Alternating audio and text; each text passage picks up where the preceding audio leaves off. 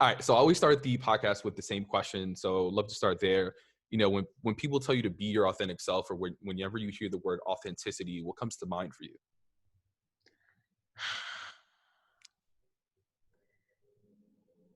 I think authenticity means like just, I don't know, like being like your most radical self.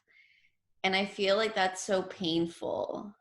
So I feel like, I don't know, to be authentic means that like you have to like really combat insecurity and just like own it and like just like show up with all your baggage.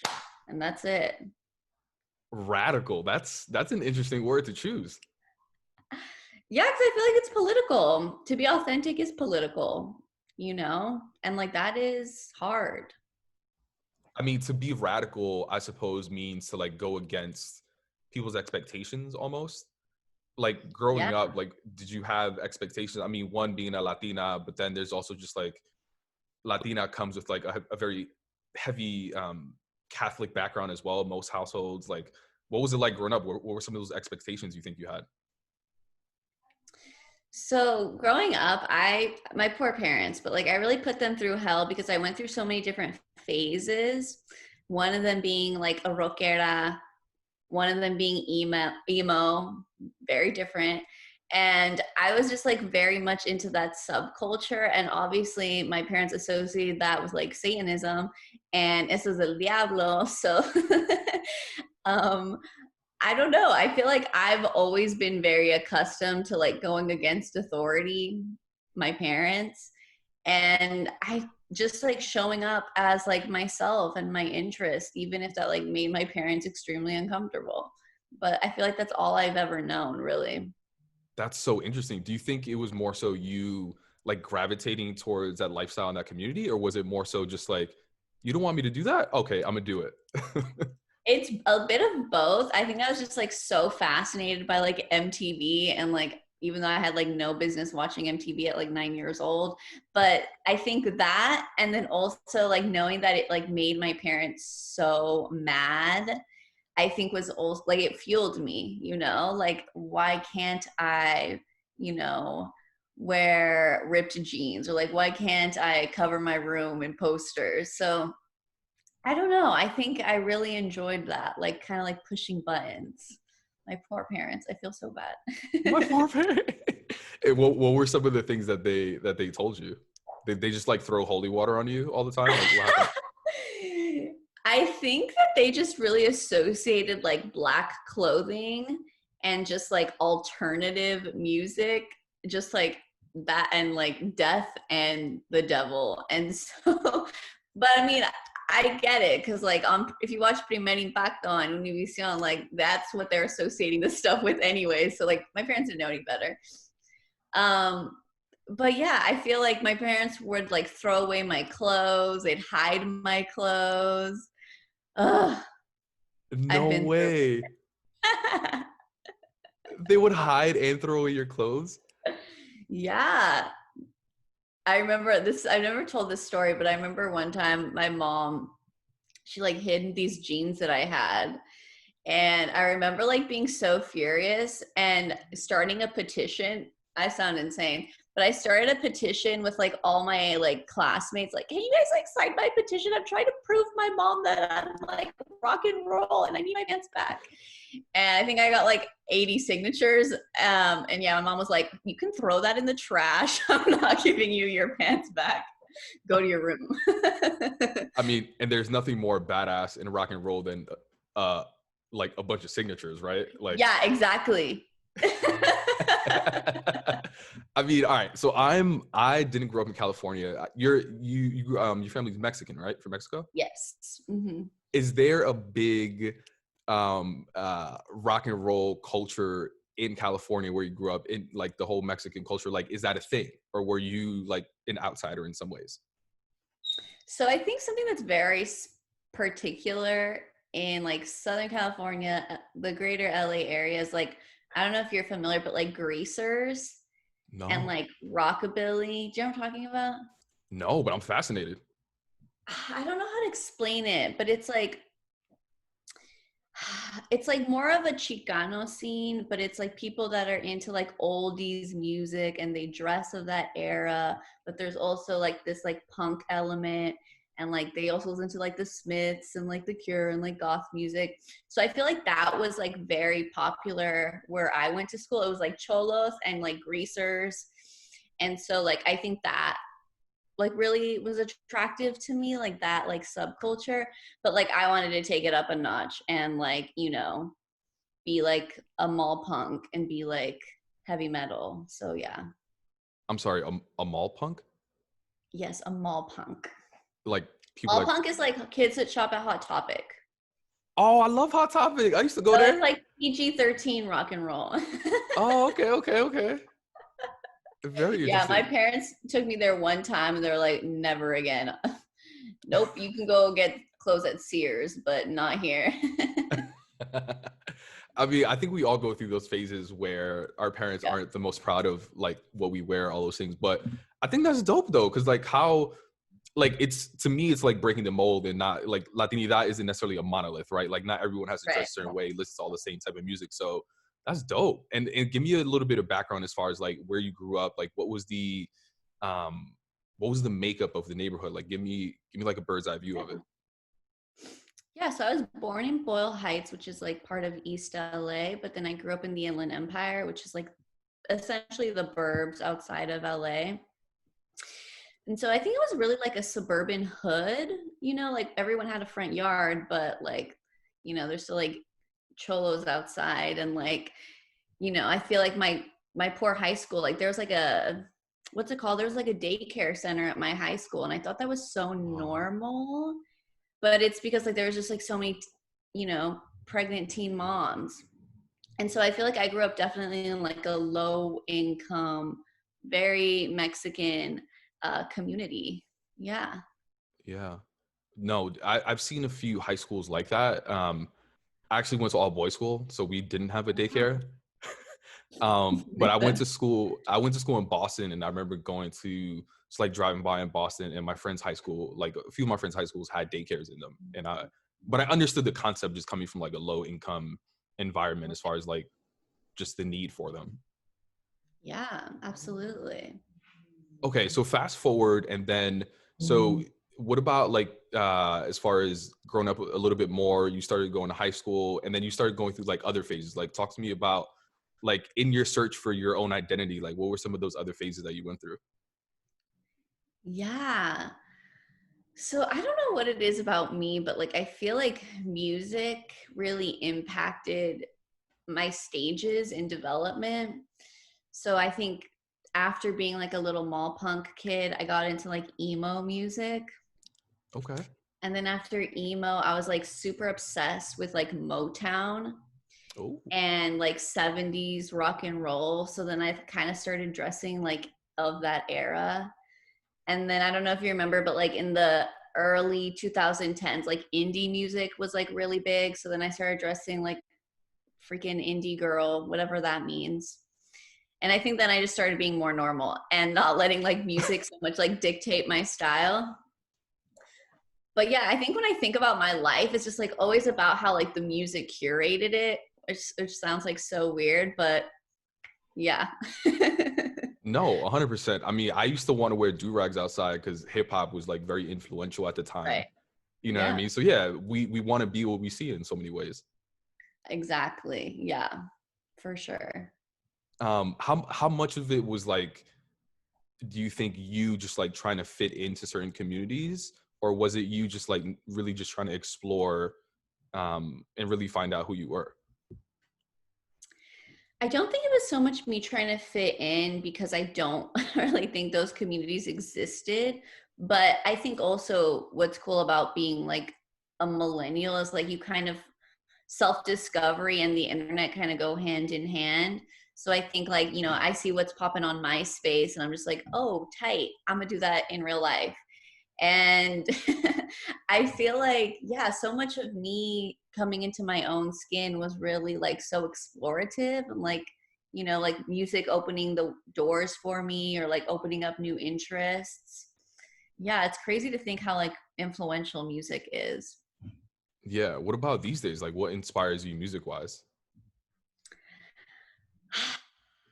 I think I'm so fascinated by like the globalization of like reggaeton and like Latin music.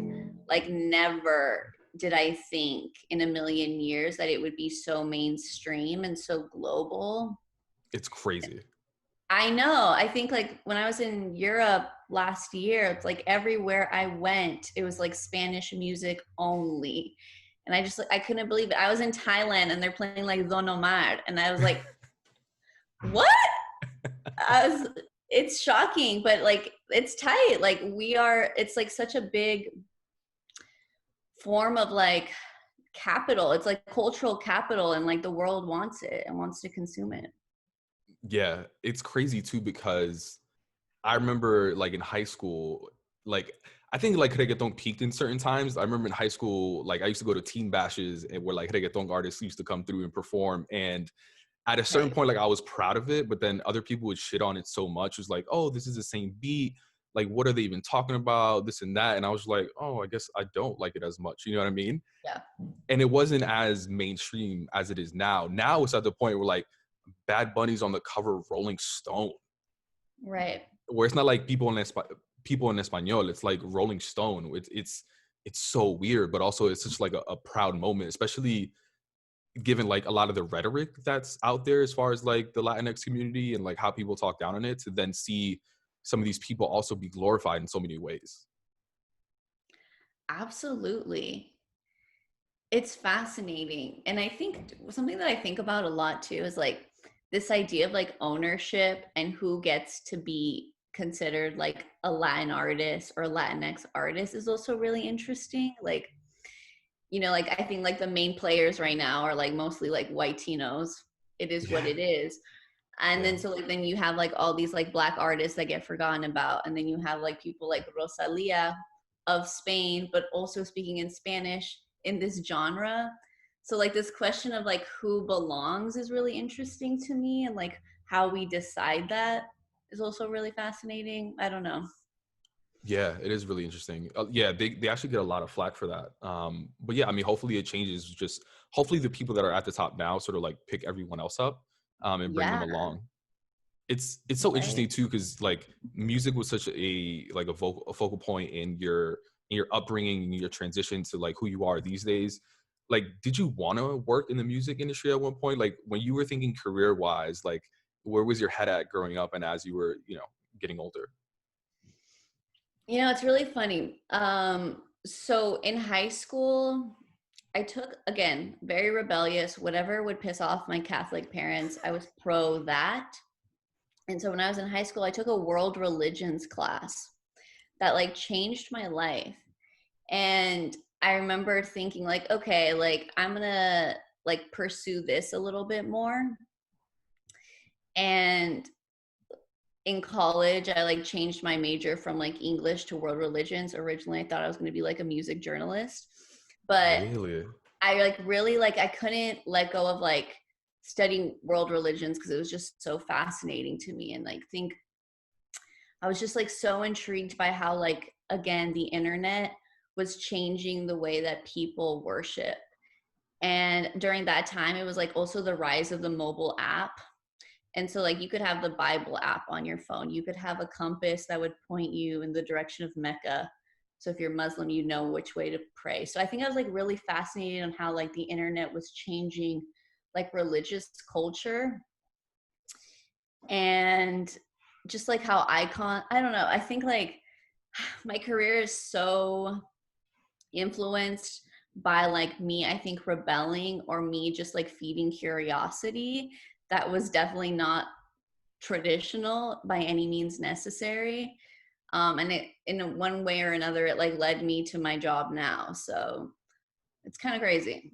That's interesting. I mean, how often do you hear someone studying like what is it, worldwide religion you said? World religions, not very often. My parents were like, mija, like quieres ser monja, like I didn't know you wanted to go work at the Vatican. um yeah, there's like 18 people in my graduating class, so not a lot of What? people. Yeah. That's That's crazy. Okay. I feel like I have more cousins than that. I know. I know. But yeah, there's a few of us. We're a minority. So how did you, I mean, even before we get into Hija de Tu Madre, like you've had a couple, you've had a couple jobs just in the design space as well, right? And then you like did some freelance as well. Like, how did you even get into that? Yeah, so remember I went to UCLA for my religious studies major. As you would imagine, there's not a lot of jobs waiting for you with a bachelor's degree like that. So I had a lot of skills in design because I wanted to be a journalist originally. So like designing for like print was something that I was like always really good at, but never really considered as like a potential career. So when I graduated college, like I just applied to a bunch of like graphic design internships. Not because I was a graphic designer, but I just had those skills. And so one graphic design turned into another job, and one job turned into another, and then that turned into like a freelance business. And so by the time I was like a freelance graphic designer, I just had so much flexibility to start my own projects and to travel. And that's when I started Hija de Tu Madre. Yeah. Got it. And then talk to me a little bit about like some of those early internship experiences. Like you went through all these phases, right? Like which Patty showed up to the first day at work? So I remember doing this internship for like a boutique design agency. And oh my God, I feel like I had such a hard time adjusting because I know I'm white Tina, but I've never really been in too many like white Caucasian spaces. And I think that was the first white professional place or environment that I was ever in. So I think I really struggled, and I really had to figure out like who they wanted me to be. So yeah, it was so weird. I remember like them taking like my last name off the email signature so that I would be like more culturally like nuanced. Um yeah, just like really weird things like that that I had never thought of. Or like when I would talk about being Mexican or like how like that's really important to me, it would like make my like superiors or whatever like really uncomfortable. So yeah, I don't know, it was such a weird and eye-opening experience to see like in real time how like people want you to be in a professional environment. Did you at the time recognize some of those feelings, or did you have to look back at them and say like, yo, did that really happen? I think I didn't have the vocabulary back then to defend myself. Yeah. And I think about some of the shit that I used to do, and it's so cringy. Like I remember I had to design, I was given this project because I'm Mexican, which was to design a greeting card with a chihuahua and a sombrero for Cinco de Mayo. And I just think about like that shit would not fly anymore. Like that would have been taken up to HR real motherfucking quick. The But real anyway, motherfucker quit. so quick. But yeah, just like I don't know if that's considered a microaggression, but just like the ignorance. But again, like I didn't know what a microaggression was. I didn't know, these like socio-political, boundaries that were being crossed. I didn't have the language for it, but I think about it now and I just like cringe, like, ugh. And I Yeah. for sure don't have it. I didn't have it bad as like I'm sure like my other coworkers did, who are like, brown folk, brown and black folk. But it's just like, ooh, it's just like a gross feeling. Yeah. No, I mean, there's levels to this, right? I mean, Yeah. it's crazy because I'm in marketing and I often get assigned like, oh, Pavel, you should take over. Well, they don't even say Pavel, but like Pavel, you should take over the Mm. Hispanic marketing account or whatever. And I'm just like, oh yeah, well, you know what, Karen, you should take over the mom account. Like, no one tells people that. And no one tells like, oh, you should take over the Mother's Day initiative. Like, no one says that. But like, people Right. always say like, oh, take over the multicultural advertising account, kind of shit. Right. That's so interesting. Yeah. And did you have any of those? I mean, forgive me for even skipping over UCLA. Because I'm sure that was like a whole other experience as well, right? Did you go through similar experiences there too? Yes and no. I think going to UCLA was like the first time I really understood like differences in income. Because like when you grow up in the hood, everyone's fucking poor. You know what I mean? Like it just is what Yeah. it is. And I just assumed, this is gonna sound weird, but like I guess I just assumed like other people of color like also come from like low income backgrounds, because like that's like all the Asian, Black, and brown kids that I went to school with, like we were all struggling. But when then you get to like UCLA and then you realize like, oh, I guess not everyone struggles. Interesting. Like, oh, your parents are actually successful. Got it. So I think that was like so weird to me. Seeing wealth was crazy. um like damn, like you have like 18 meals on your meal plan, like must be nice. Like I gotta go have like cup of noodles at least like once a day. So like I think that was just interesting. Like wealth distinctions were very new to me, and like I think that was like a crash course in it. Yeah, for me, the biggest introduction to wealth was when, so when I went to school, I packed so much shit. Like I probably had a whole van just for sneakers. But for That's me, it was like me being poor and me trying to show people like, nah, like I could afford all these like shoes. Meanwhile, like all these Pradas and Gucci's that I had were all fake.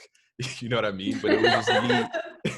It was really me trying to like put up a front. And like for you. I forgot this conversation. I forgot how it started, but it was like, Pabel, like, what's in your savings account? Pretty much. I was like, yo, I got nothing, but I got these Gucci's though. And then, you talk to my roommates who were white, and they were like, yeah, I got these like old New Balances, but I have a ton in savings, kind of shit. And I was like, people have savings accounts? It was just such a Right. simple concept, but for me, in my prioritization around like being fly versus like wealth, I just wasn't there. But I can relate to that, because I think about even growing up, like my parents were struggling, but best believe me and my brothers were dressed nice, because my parents didn't migrate all the way over here to have their kids looking all shitty. Hell no. But I feel like that's part of like coming from like an immigrant community too, is like you're gonna look fucking nice and it doesn't matter how much cash you have in the bank. Nah, Like better believe Patty had the freshest Hot Topic shirt out there. best believe. That's crazy. What about, all right, so college, you had certain experiences in at work, like you mentioned that you were going through certain microaggressions as well. Like, did you hit a point where you started to actually like hide some of who you were? Because you mentioned that you were Mexican, but then you get hit with certain things. Did you get to a point where you just like, I'm not going to share certain things, or like what was that thought process like? Yeah. Yeah, because I think at that time I'm like in my early 20s. I'm still discovering me. I'm like going through it again, still struggling. And I think you just like I quickly learned how much of myself was acceptable at work and how much of it like they didn't want to hear.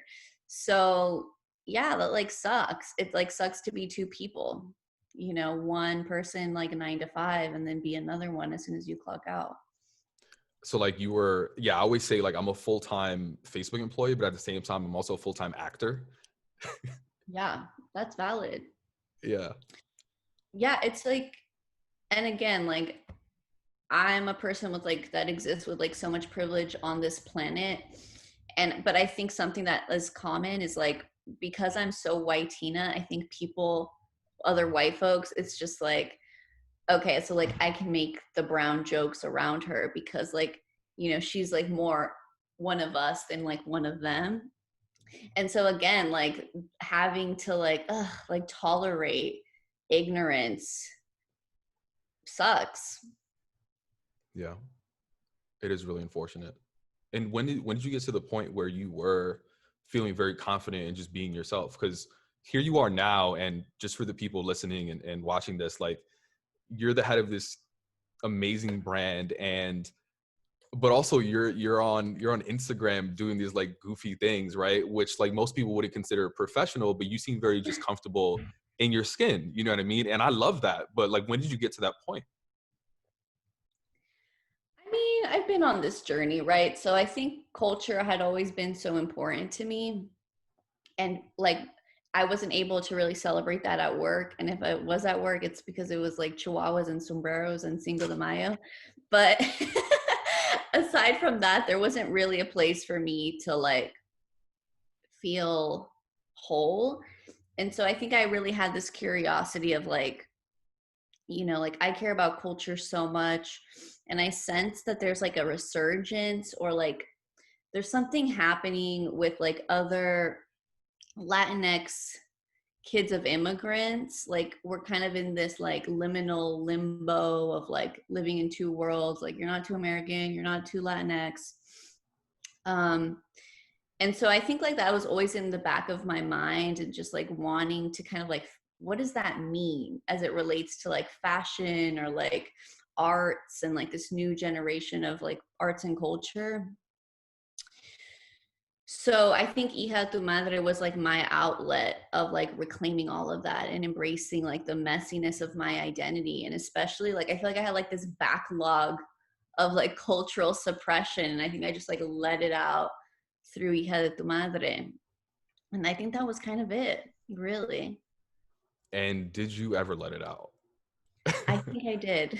It's been a very cathartic experience creating this business for sure. What was it like when you first launched? I'm sure like here you are with a job and some sort of benefits, then you go freelance, and then you go like towards entrepreneurship. I'm sure your family was like, you're gonna what? So I think my parents had always been super supportive of me and Hija de Tu Madre because I think my parents are also entrepreneurs and they've had like many failed businesses. So they're like no stranger to like failing, starting something new, failing, starting something new. So they were always really supportive. And, when my parents first started out here, like they had a lot of businesses where they were importing Mexican like candy food from Mexico and and introducing it here to like suburban markets. And so I think like they always really understood this like demand for culture and this need of culture as a product. And so I think they really recognized that in my own business and they were like so about it. And they still are.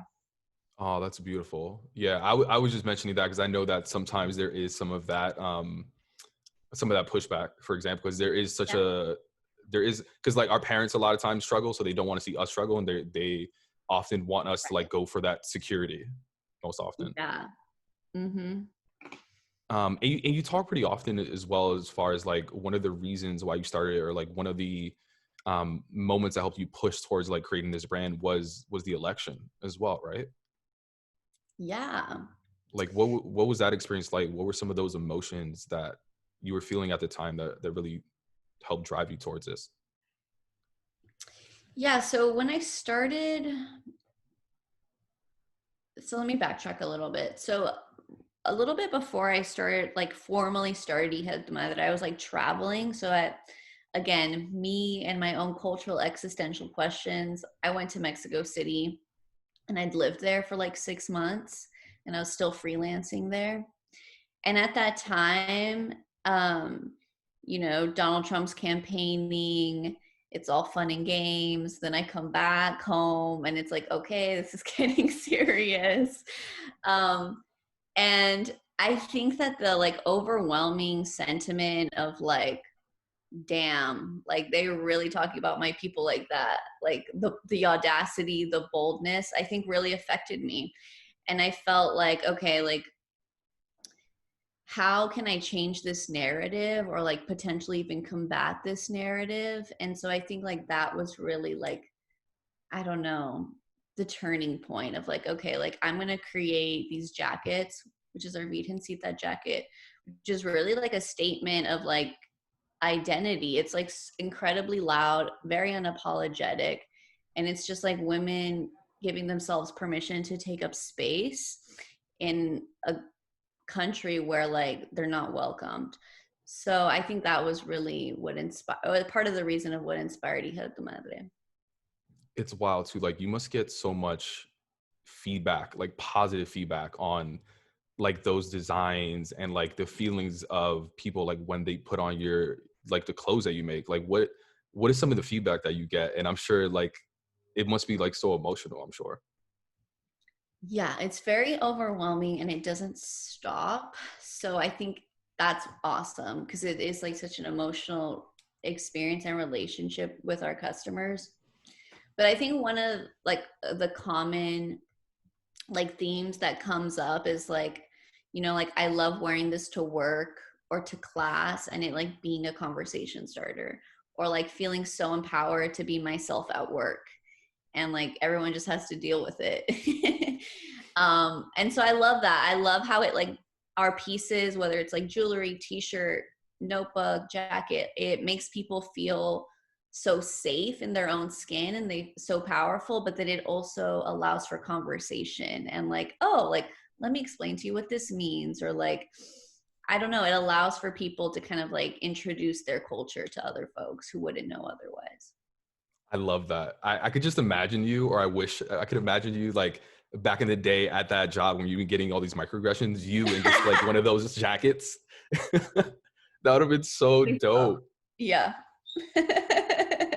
It's crazy because you're not. It's funny too, because like you're obviously creating representation like so much in this apparel and these like accessories with like people wearing it, but you as yourself, like you are redefining what professionalism looks like. Like you are the CEO of this amazing brand. Like, do you think about like the type, like who you are and like what you're representing? For example, um like all these like funny videos that you post on social media, like a lot of people in a CEO position would say like that is not professional, and they would say like, oh, what if like one of my partners see it, they're gonna like devalue what I do on the business side because of what I do like on my own time, you know what I mean? Or just like the fact Yeah. that you wore a hoodie to this interview and you didn't dress up in like a whole suit.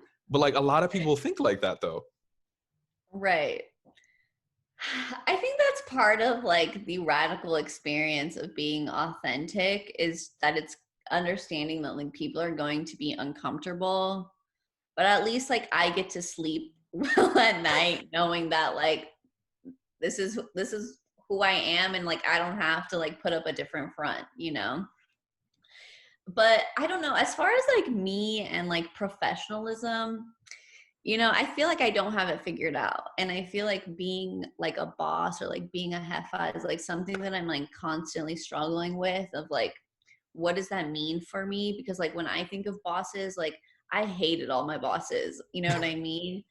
Like I'm gonna just be honest. But what does it mean to be professional but empathetic, but also, you know, a leader, and still be yourself? Like I'm a fucking person and I'm so flawed. And I want the grace to be a human and be weird and funny and I don't know, still deemed professional. Yeah, no, we all go through that. Yeah. And what do you think are some of the challenges as far as like the biggest challenge around you, you know, seeing yourself as a jefa or seeing yourself as a boss or just like that professionalism? Oh my gosh, this is getting real. Honestly, I think insecurity, because I feel like something about, because like this concept of like it's better to be respected than liked, I think is bullshit. Because at the end of the day, like you still have to work with people every single day, and it's hard to do that if you guys don't like each other. So I feel like I'm always worrying about that, is like am I just like a good person period? And then on top of that, like the pressures of having to like lead. So I feel like I'm always doing this dance of like showing up as myself, but at the same time, like we still have to move this business forward. So like, do I have to compromise parts of myself? And honestly, like sometimes I do, but it's hard. It's such And a weird balancing act. yeah, for sure. And in what ways do you think you have to compromise some of like who you are in this? You know, it's like sometimes, I come with baggage, like this idea of like that I don't get to, I have to like leave my baggage outside of work is also, I think, false. I'm a person and I come with everything. And so like sometimes like my own insecurities creep up in my own work or in my own work relationships. And so I think like having to like put those insecurities aside for like the bigger goals or the bigger vision is so hard. Having to learn to be confident, even if you're like an insecure person, is really hard. Like, because you don't really have another option. Yeah. Well, I think it's I can't think of the word, but it's well, like we're all insecure. You know what I mean? Just like some people choose to talk about it while others just hide it because they think it Yeah. is weak. It is weak to say that you're insecure about something. And like from an outsider looking in, someone could look at you and say, yo, this girl like is killing it. Look at all these followers. Look at all these sales. Look at all these like dope merch. She's like sponsored by X, Y, and Z. Look at all these collabs. How the hell can this girl have imposter syndrome? Right? Or like, how can this girl be insecure about anything? Right? But it happens to all of us. Yeah. And I think that's part of the authenticity, right? Is like, Mm-hmm. I really wish we could normalize like conversations around insecurity more, Yeah. because like I don't have it figured out. Like, you know what I mean? Like you get a bite-sized piece of confidence on my Instagram, but like that in no way sums up, all my other battles. So yeah, I don't know, it's complicated. And I think that's also part of like my internet persona is like trying to show like my flaws, because like I'm over the picture perfect, like I'm a boss, get money. No, like I I'm love a this. hot mess. Yeah. It's dope though because so many people are a hot mess, but they don't want to talk about it. But by you vocalizing it, they're gonna be more likely more comfortable to speak up about it and get help about it and all of Right. those things. Yeah. Yeah. I Shout out think to my therapist. yo, shout out to my therapist. Yo, she was on maternity leave for way too. I mean, she needs all the time she can get, but I needed her. I Wait, needed so her. are you like therapist dating right now? Are you trying to find someone else? No, no, no. She's back. I'm faithful. I'm faithful to my Oh, barber good. and my therapist I'm crying. and That's my girlfriend. But hilarious. you know, what a That's the holy trinity. Girlfriend, therapist, barber. Like, what else do you need? yeah. I cheat on my on my nail girl all the time. My pedicure, manicure, pedicure, all the time. She could That's so cold. Cold. yeah. It is. She's not listening to this, thankfully. So yeah. What about it's so interesting too, because like therapy is so like taboo. It's something that people often don't talk about. And I wish that was also normalized as well. Um, like I remember I told my mom I was going to therapy and she was like, what's wrong with you? And my grandma was like, habla con Dios, mijo. You know what I mean? Like, why do you need why do you need a therapist? But it's honestly changed my life. And I think the biggest thing for me was like going back to those situations where you were talking about at work where you couldn't vocalize or like communicate exactly what you were going through. Like that's the biggest change that happened for me. Like, well, I went in there to talk about my anxiety and dealing with all Wow. those things, but I left with the ability, well, left, I'm still there. But one of the things I've left with so far is the ability to communicate like how I'm feeling in certain situations where like, I remember this one time at work, someone called me aggressive. And in my mind, I was like, yo, I'm fucking frustrated because you all don't even listen to me. Like, but now I can say I feel unheard. You know what I mean? I can have that conversation. Like, what are some of the things that is there anything in particular that um, came out of it for you? Yeah, I think similarly is just like having the tools, like the verbal tools. And I think also having confidence to create boundaries, like I think which is really hard in a Latino household or in like in a big family where like everyone's overbearing and there's no boundaries. Like, like my parents, think, or how do I say this without throwing my parents under the bus, but like, you know how it is. It's like your parents aren't going to have any problem telling you how it is, how they think you're fucking up. But like, I have boundaries, and there's like ways that you can't talk to me. And so I think like speaking up and like advocating for self as it relates to like communication has been, I think, super rewarding in like all my relationships, including relationship with self. Yeah, 100%. It's helped me like love relationships. Also, just like at work as well. You know what I mean? Because there's so many times where like, work can be an emotional place, and to be able to communicate some of those emotions and then have a productive conversation around it is key. Oh, absolutely. Yeah. It's so interesting too, because like you run your own business, but I'm sure that many times there are partnerships, right? Like you just launched a partnership with Smashbox, I believe, right? Yeah. Yeah, I keep up. I keep up. Thank you. um, when you are working with partners, like is there still that level of like insecurity in sharing who you are and being authentic as you had when you were in corporate America or even like freelancing, or is it like a different level of I'm myself these days? I really feel confident in these like professional business-y environments with like potential partners or whatever.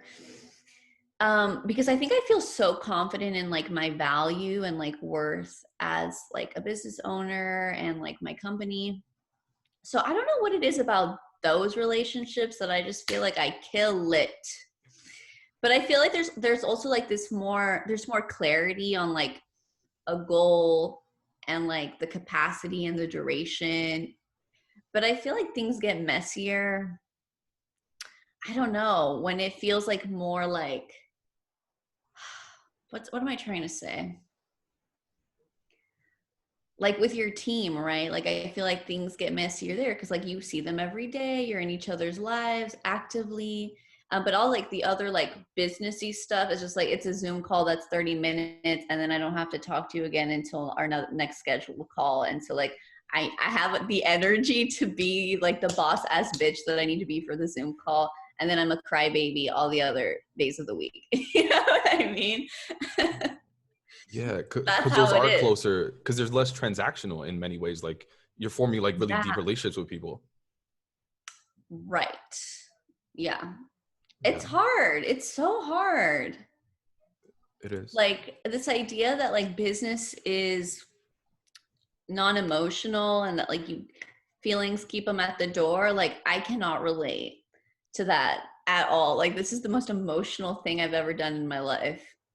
Hell yeah. I think COVID has brought that out a little bit, where like it's a little bit more acceptable. I don't know if that's the right word, but it's a little bit more acceptable, because like these days I've had so many more conversations about how I'm feeling like during my one-on-ones and just like conversations with people than I've Yeah. ever had in my whole career, because everyone's going through it. Yeah.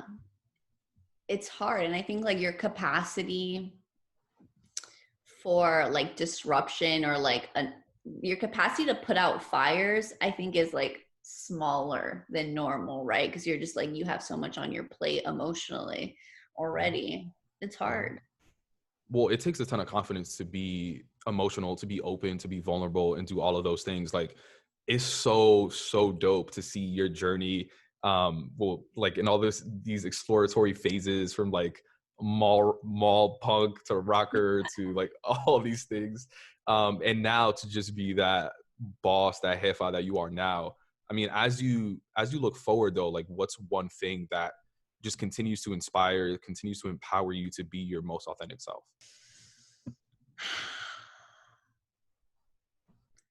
I think because our relationships with like customers and like our audience is so personal that I feel like I have to be myself all the time, because like already like I'm so fortunate that I have this platform and people look up to me already, so like I have to be myself. Like I don't really have another option. And I'm not gonna like manufacture this idea of like a CEO or a creative that I'm not. And so I think like having an audience kind of holds me accountable to be myself, even though like that comes with like repercussions. But I'm too tired and I'm too old to like not be myself at the end of the day. Let's be real. So that's it.